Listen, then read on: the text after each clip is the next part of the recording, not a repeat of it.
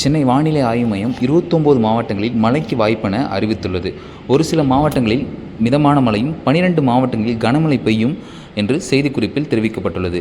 சென்னை, திருவள்ளூர், காஞ்சிபுரம், செங்கல்பட்டு, திருவண்ணாமலை, புதுக்கோட்டை, திண்டுக்கல், மதுரை, நீலகிரி, கோவை, தேனி, தென்காசி, திருநெல்வேலி, கன்னியாகுமரி உள்ளிட்ட 14 மாவட்டங்களில் மாலை 7 மணி வரை இடி மின்னலுடன் கூடிய மிதமான மழைக்கு வாய்ப்புள்ளதாக சென்னை வானிலை ஆய்வு தெரிவித்துள்ளது.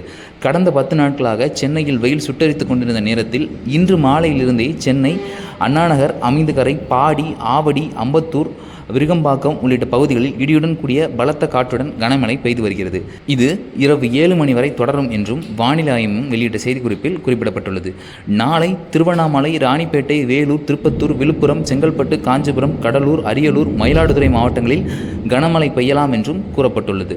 நீலகிரி மாவட்டத்தில் வரும் 14, 15 தேதிகளில் அதி கனமழைக்கான ரெட் அலர்ட் விடுக்கப்பட்டுள்ளது. கோவை மாவட்டத்தின் மலைப்பகுதியில் வரும் 13ஆம் தேதி முதல் 3 நாட்களுக்கு மிக கனமழை பெய்யும் என்றும் வானிலை ஆய்வு மையம் தெரிவித்துள்ளது.